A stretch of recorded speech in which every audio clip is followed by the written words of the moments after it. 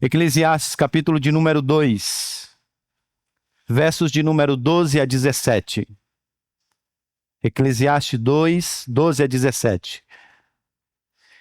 Em busca de algo maior, encontrando o real sentido para a vida ou da vida, esse é o tema da nossa série no livro de Eclesiastes. Agora chegamos ao capítulo 2 e nessa manhã faremos a leitura e a exposição, se Deus quiser e assim nos permitir, dos versos 12 a 17. Eu lerei na versão ARA, e melhor dizendo, NVI, e peço que você, por gentileza, acompanhe a leitura. É possível que essa versão seja um pouco diferente da que você tem NVI com você, mas não mudará o entendimento do texto. Então, passei a refletir na sabedoria, na loucura e na insensatez. O que pode fazer o sucessor do rei, a não ser repetir o que já foi feito? Observei que a sabedoria é melhor do que a insensatez, assim como a luz é melhor do que as trevas. O homem sábio tem olhos que enxergam, mas o tolo anda nas trevas. Contudo, cheguei à conclusão de que ambos têm o mesmo destino. Então disse a mim mesmo: o que acontece ao tolo também me acontecerá. Que proveito eu tive em ser sábio?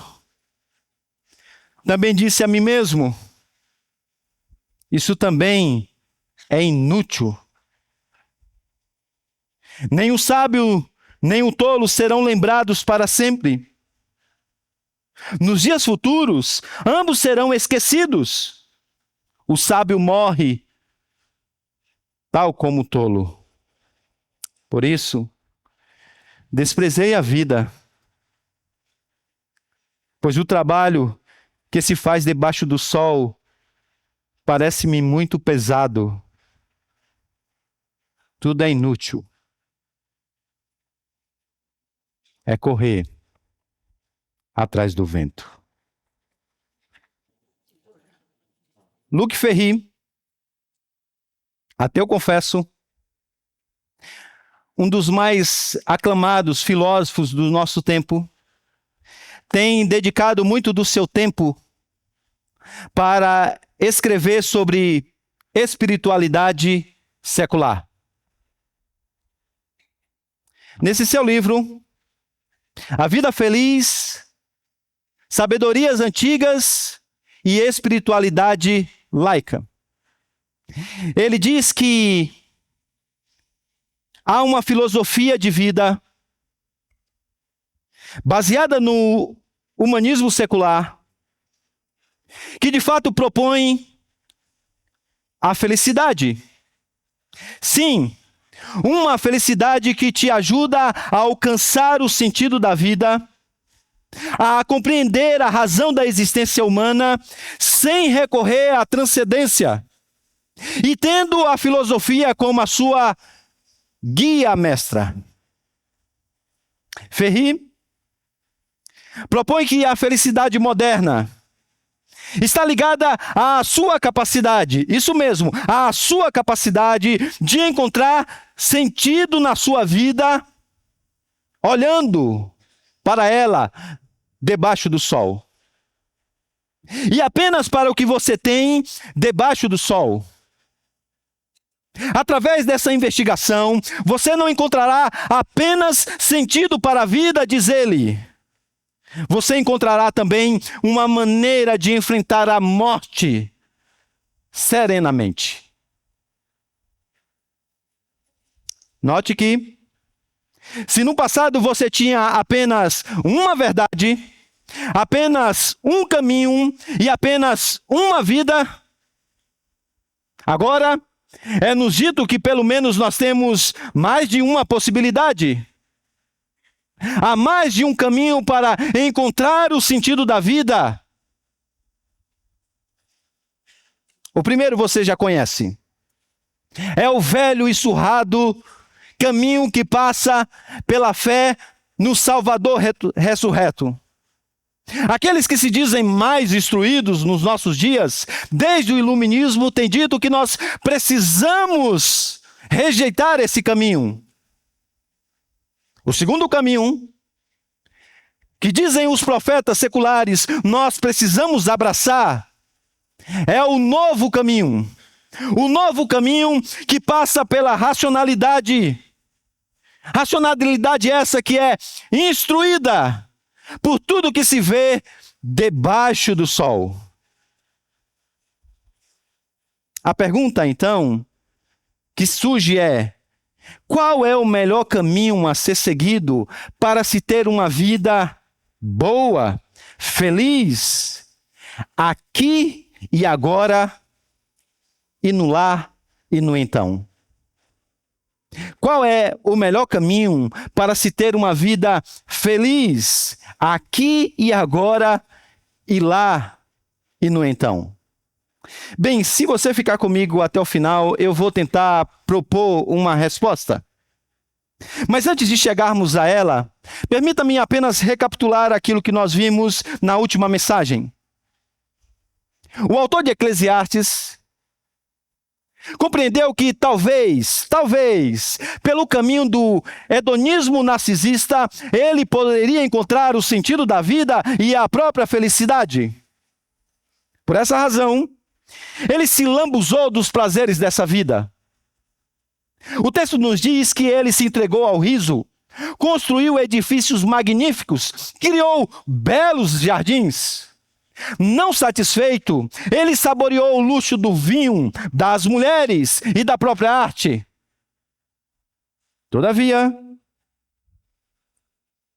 mesmo tendo muitos recursos, para não negar nada aos seus olhos e ao seu próprio coração, a narrativa se encerra dizendo que todas essas coisas, todos esses prazeres falharam em satisfazer a sua alma infeliz.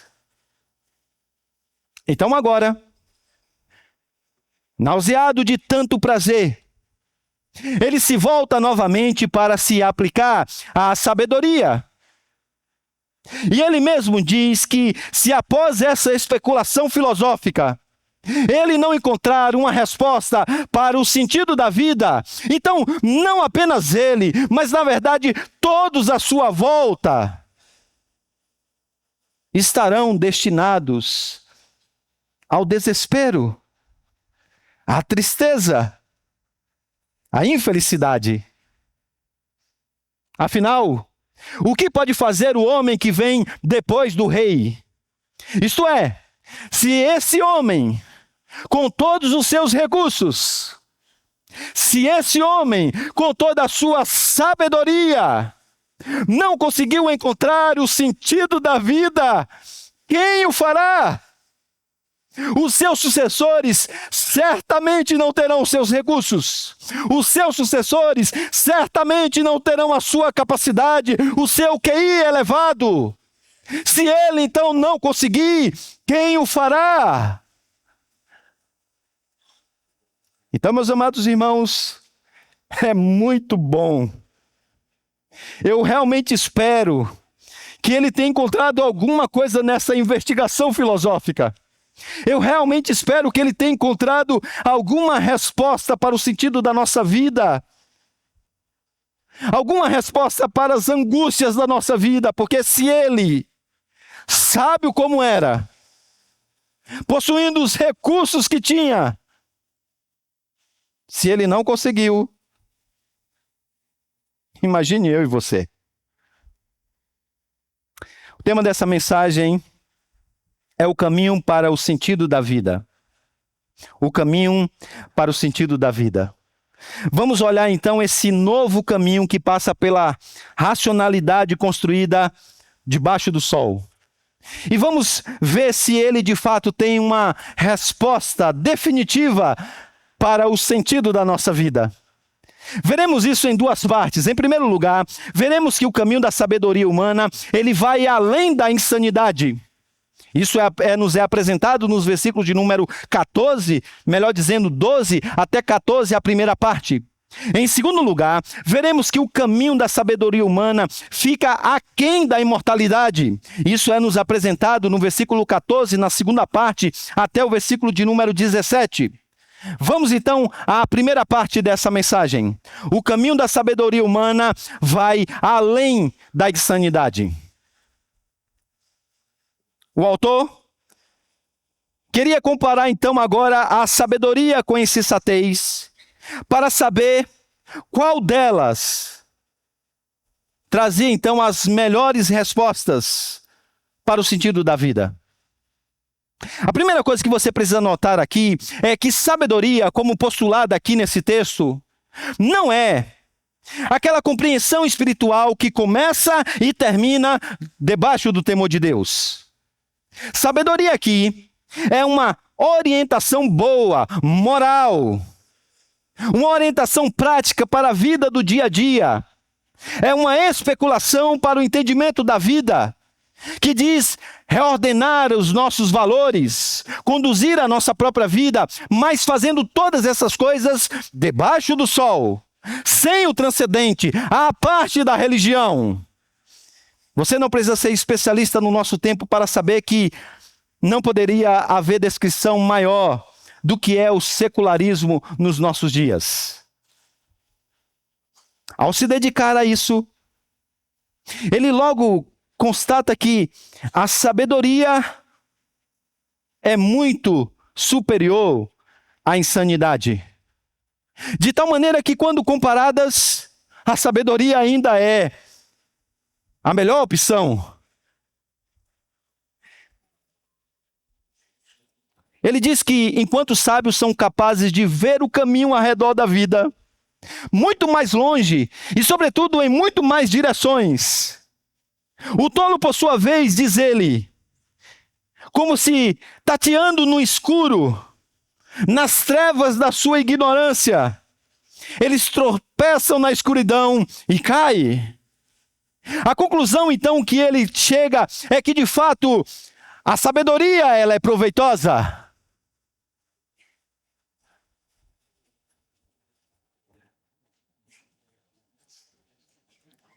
Note,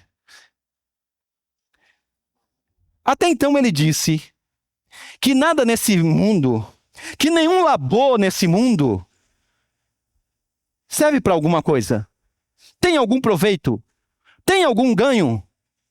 Mas note vocês na novidade que nós acabamos de deparar agora.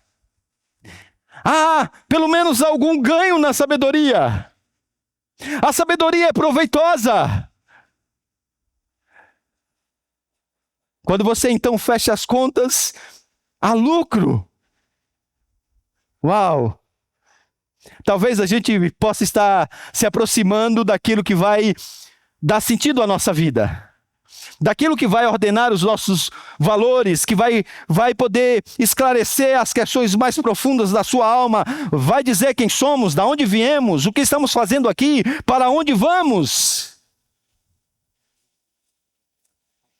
Bem, mas ele precisa responder ainda uma pergunta. Acaso essa sabedoria é um proveito, é um ganho, é um lucro duradouro? Bem, meus amados irmãos, quando o sábio pega o seu argumento e leva até as últimas consequências, ele logo percebe que a sabedoria não passa, fica bem aquém da imortalidade. Quando ele leva o seu argumento ao infinito, agora a sua recém-esperança, a esperança recém-nascida, morre. Isso nos leva diretamente ao segundo ponto. A sabedoria humana fica aquém da imortalidade. E assim diz o sábio: contudo cheguei à conclusão de que ambos, isto é, Sábios e tolos, ambos têm o mesmo destino. Então eu disse a mim mesmo: o que acontece com o tolo também me acontecerá. Que proveito eu tive então de ser sábio? Também disse a mim mesmo: isso é inútil, sem proveito, vazio. O caminho da sabedoria não consegue passar pelo abismo da morte. E isso então agora faz novamente ele retornar à estaca zero de uma vida sem sentido. Ele diz, na verdade, na morte, sábios e insensatos são indistinguíveis.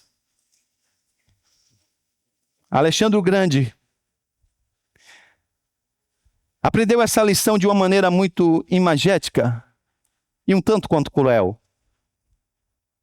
Um dos seus amigos, Diógenes, um famoso filósofo do seu tempo, estava em um campo e fitava em um amontoado de ossos. Alexandre o Grande se aproximou dele e disse: Diógenes, o que você faz aí, olhando firmemente para esses ossos?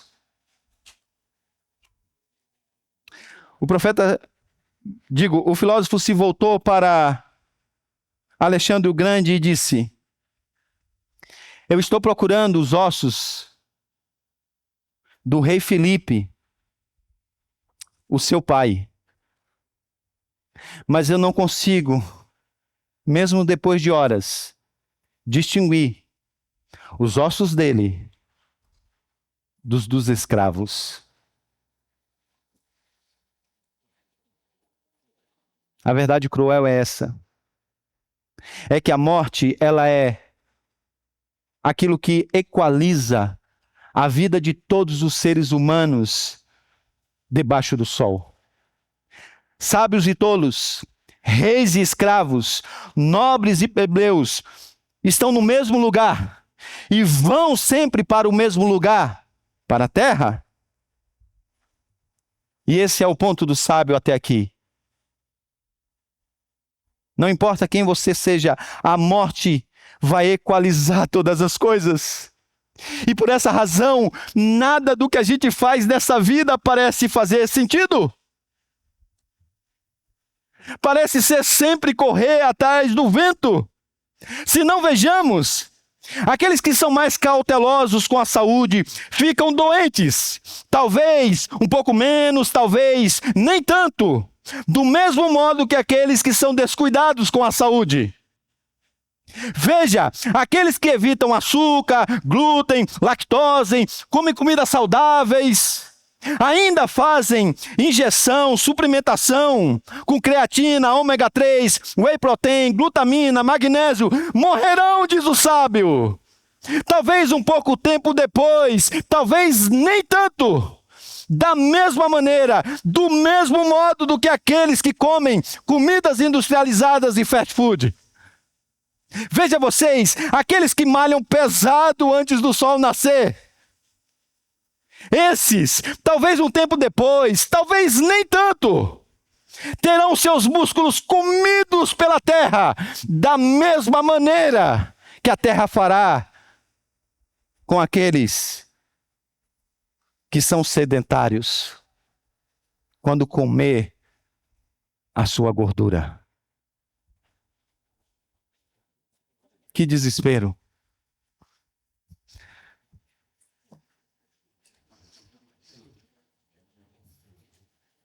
É esse sentimento que você está sentindo agora que apavorou o rei Salomão. Ou o autor de Eclesiastes. Perplexidade, espanto. Afinal, parece que nenhum esforço vale a pena. E quando a gente pensa que chegou a algum sentido, esse sentido desaparece como um vapor. E quando a gente pensava que ele estava progredindo para uma resposta definitiva, ele volta ao seu velho lema: tudo é vaidade, a vida não faz sentido.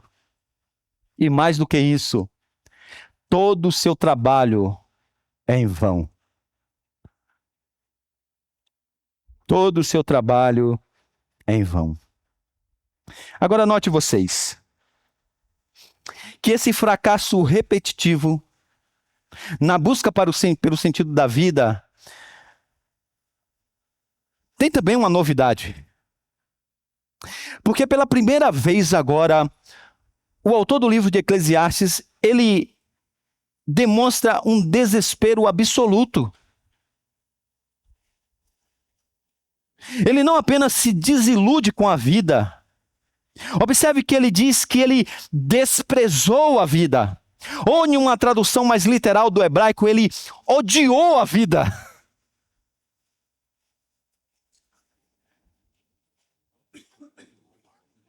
A sua vida não é apenas agora sem sentido. Ela é deprimente e amarga. Observe vocês, os efeitos da morte já estão sendo experimentados em vida. Sabe, meus irmãos, talvez nada em Eclesiastes descreva melhor essa realidade nihilista na qual nós vivemos. Realidade essa que o mundo se encontra nos nossos dias, perdido, sem sentido da vida. Desde que o secularismo disse que Deus não era relevante para a humanidade, de que nós poderíamos, através da nossa própria mente iluminada, despertos do sono dogmático da teologia, encontrar a nossa própria solução, o nosso próprio caminho, o sentido real para a vida, nós nos vimos exatamente nessa situação, desiludidos. E a única coisa que os profetas dessa era secular deixaram depois de ter retirado a Escritura, deixaram depois de ter deixado Deus de lado, foi um mundo marcado por um sentimento de insignificância, medo e desespero. Veja, se você considerar que a vida depois da morte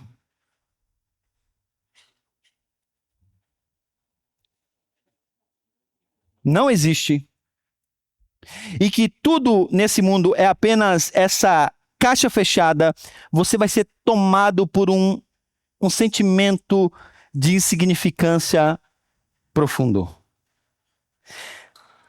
Se a morte de fato é verdadeiramente o fim, se nada que fazemos tem relevância final, como você vai conseguir evitar esse vazio que você sente na sua alma? Isso terá implicações em todas as esferas da sua vida. Se não, vejamos. Se você pensar que o seu futuro é apenas uma incerteza que te assombra, você vai se entregar ao medo, de tal maneira que mesmo um milagre de Deus na sua vida não te fará se sentir seguro. Observe que se você pensar que todo o seu esforço é inútil, você passa a seguir uma rotina sem propósito, de tal maneira que nem mesmo uma promoção no seu trabalho te fará acordar mais feliz para produzir. Veja, se você pensar que a amizade é apenas uma conveniência que se desfaz com o tempo, você vai parar de investir em conexões profundas, a ponto de aceitar a sua solidão existencial. Se você postular que tudo que existe é esse mundo, e que ele não passa de uma caixa fechada, você vai se entregar a essa insignificância que é a vida. Você não vai ter ânimo para mais nada e vai abrir mão de tudo que você puder. Vai largar uma coisa aqui, vai largar outra coisa ali, e cada vez mais vai se entregar à sua solidão existencial.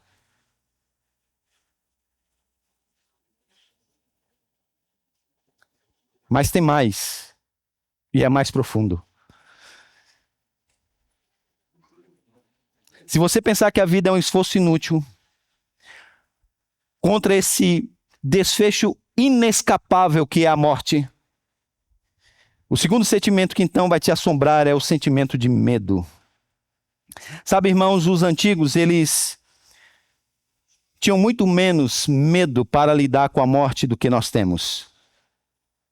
As culturas passadas até mesmo lidavam com a morte com festividade e regozijo.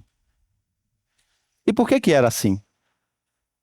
Sabe, embora o medo, sobretudo o medo da morte, seja um elemento universal na humanidade, as culturas passadas, elas se baseavam na crença de que havia um significado na própria vida e que havia uma esperança futura. As culturas no passado, fundamentadas na religião, acreditavam em algum tipo de ideia transcendente. Alguma coisa que fosse além do túmulo, a ponto deles entenderem que a morte era uma promoção máxima. No passado, os budistas acreditavam no Nirvana, isto é, em um mundo cheio de paz. Os espíritas acreditavam na reencarnação cheia de vida. Os islâmicos acreditavam em um paraíso cheio de gozo. Os cristãos acreditavam em um mundo restaurado, cheio de plenitude. Então você consegue perceber? A religião, de modo geral, ela dava ferramentas que ajudavam o mundo a enfrentar esse inimigo terrível que é a morte. Mas desde o iluminismo, com o avanço da era secular, quando eles tiraram Deus da jogada, o homem se viu sem ter onde se agarrar. De tal maneira que a palavra-chave do nosso tempo é desesperança. Um medo desesperador.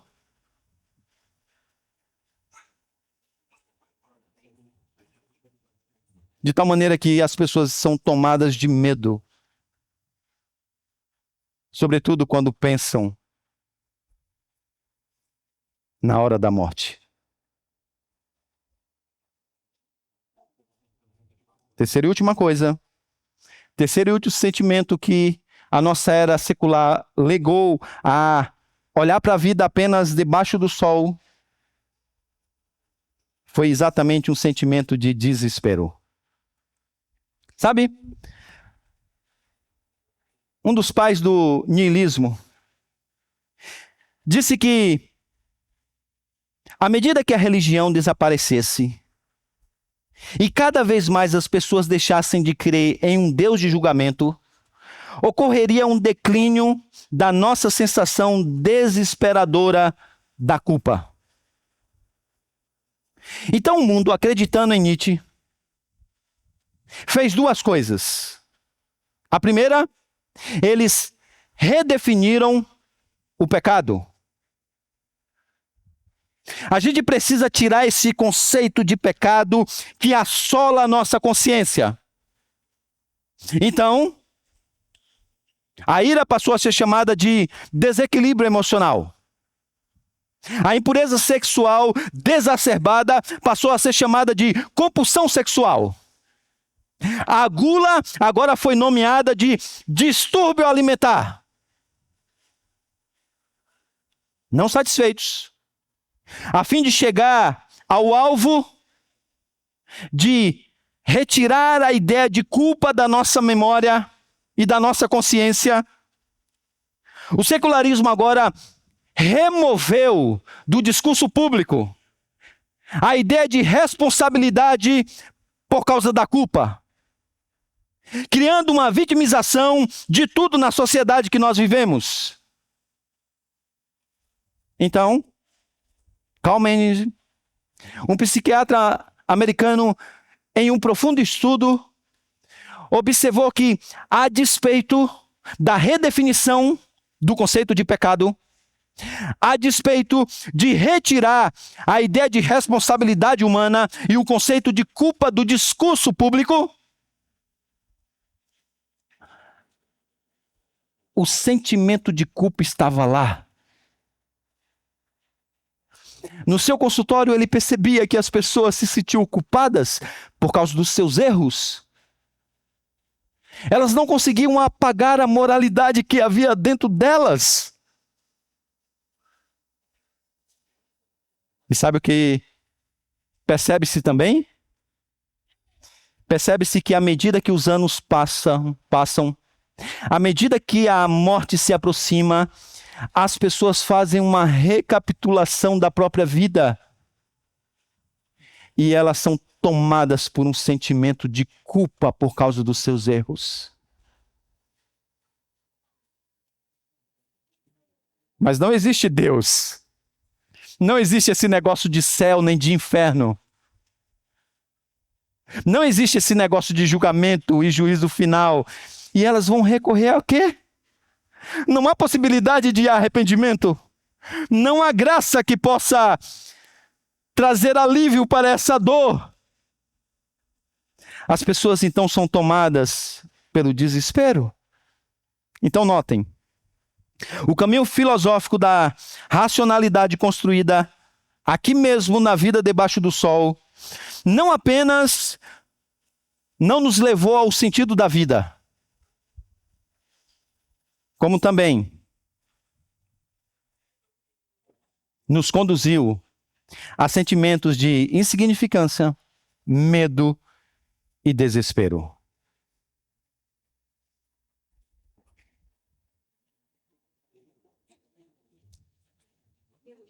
E agora, hein?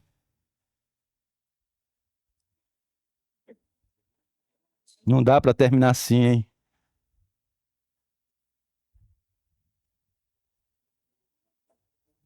Tem alguma ideia do que a gente pode fazer? Sei lá. Quer sugerir algum caminho? Talvez um novo filósofo para ler? Talvez uma nova maneira de pensar, de ordenar os nossos dilemas interiores, colocar ordem nesse mundo.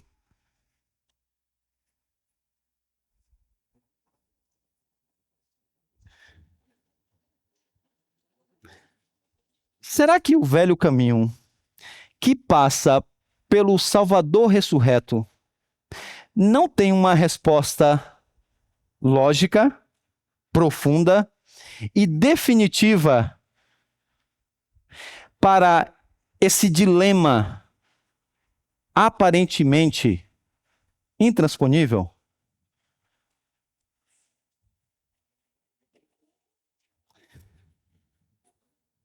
O apóstolo Paulo, no texto que nós lemos na nossa liturgia, disse o seguinte: portanto, meus amados irmãos, sede firmes e inabaláveis, sempre abundantes na obra do Senhor, sabendo que no Senhor o vosso trabalho não é vão. Uau!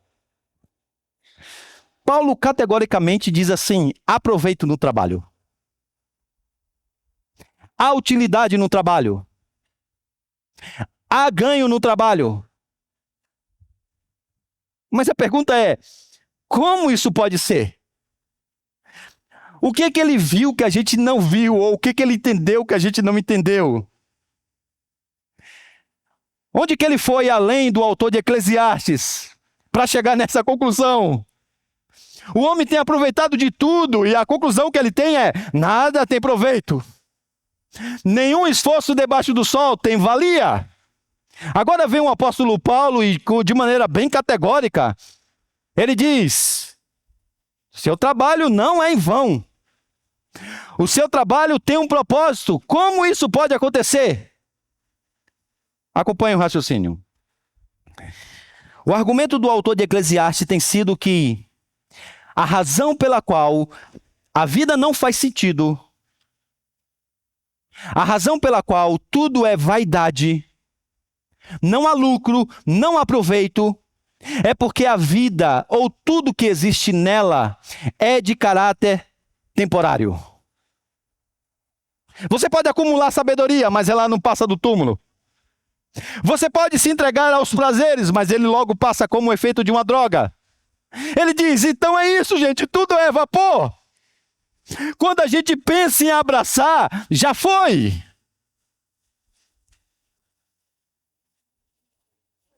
Agora pensa, e se essa lógica mudar? E se nós encontrarmos algumas primícias que mude essa lógica de maneira completa e profunda? E se essas primícias forem verdadeiras e sustentáveis? Uau! Então aí a gente encontrou o sentido da vida.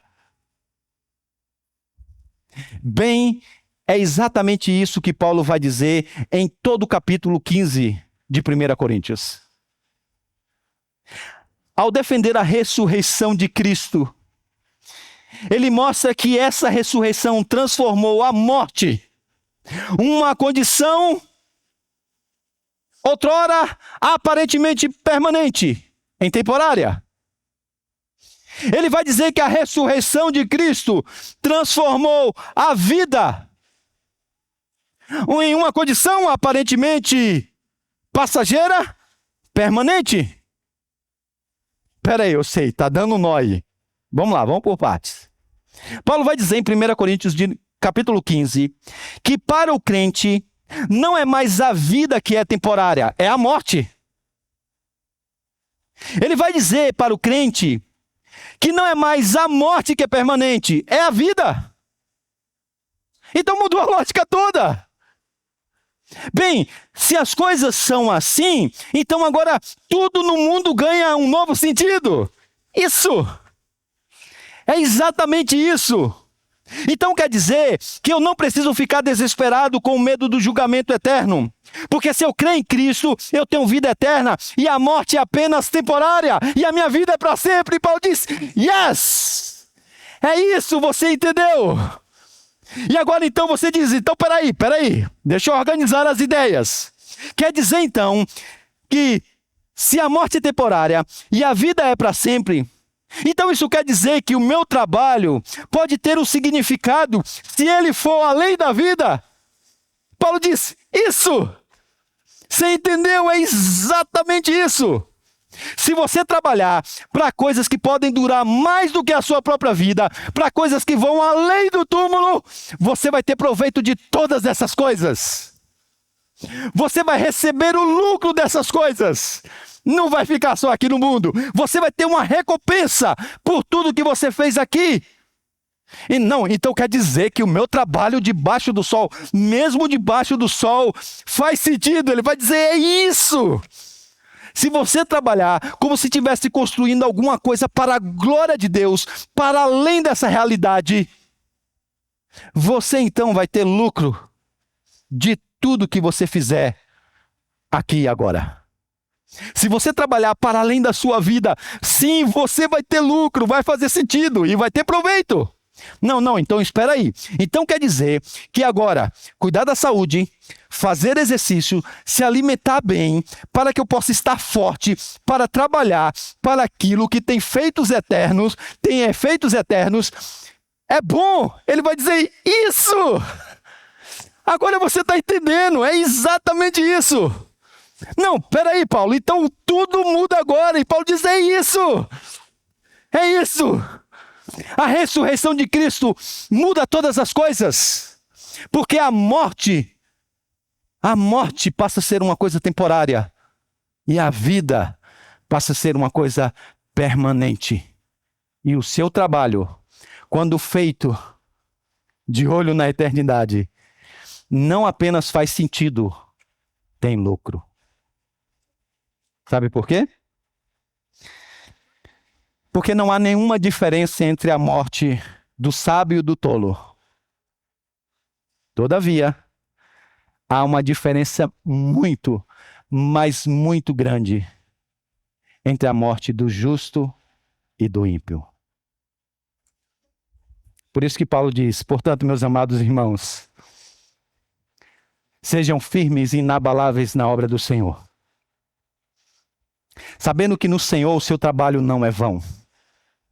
Por isso que o autor de Eclesiastes, lá no final do livro, quando começar a entender um pouco melhor essas coisas que o apóstolo Paulo entendeu de maneira mais profunda, ele vai dizer, olha, depois de todos os experimentos, o que eu posso dizer para você que a suma é, teme a Deus e obedece os seus mandamentos. Porque se você fizer isso, nada do que você fizer nesse mundo será desconsiderado. E você vai lucrar por cada segundo trabalhado, como se estivesse construindo alguma coisa para além do sol. Uau! Bem, vocês lembram, né? Há dois caminhos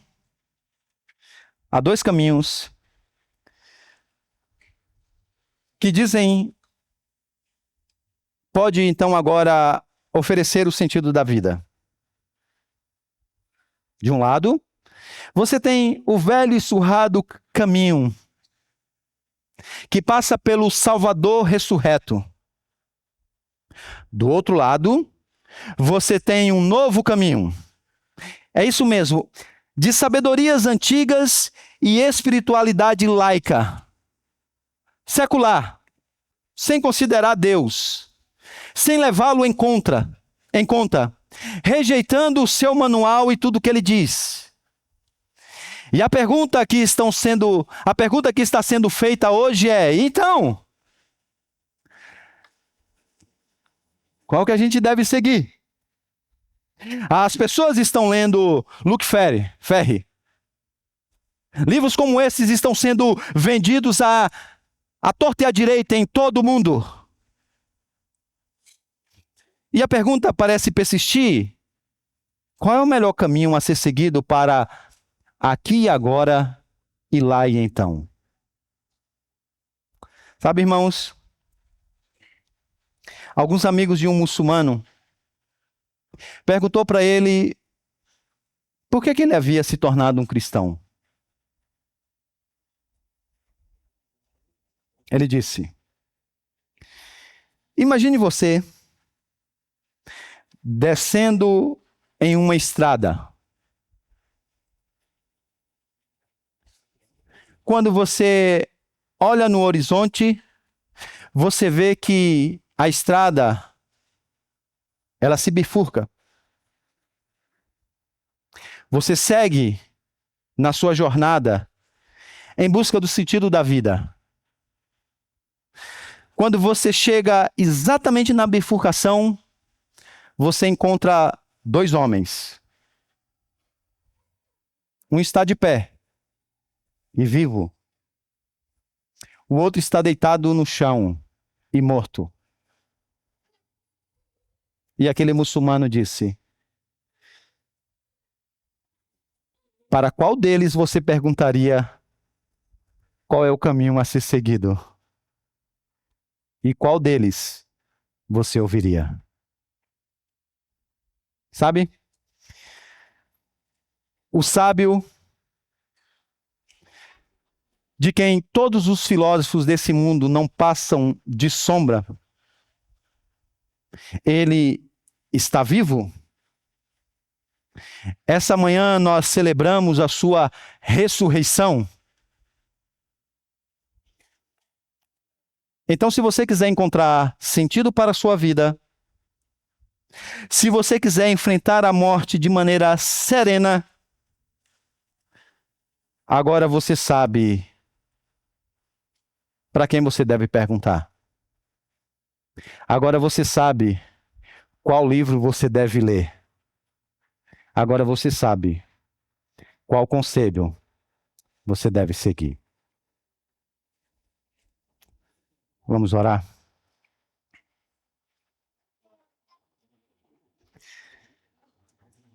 Ó Deus bendito.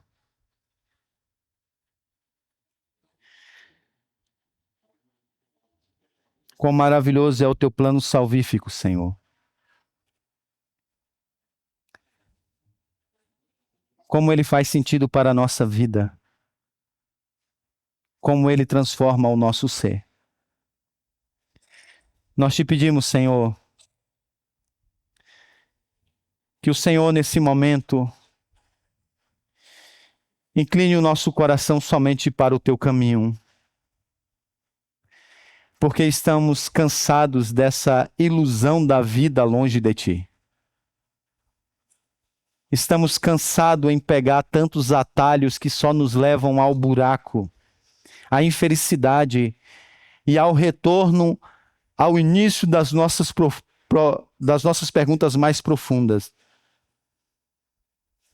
E agora, Senhor, ao nos alimentarmos do pão, ao provarmos do teu próprio Filho, dar, ó Deus, que ele seja de fato o alimento para a nossa alma. É o que nós pedimos, em nome de Jesus. Amém.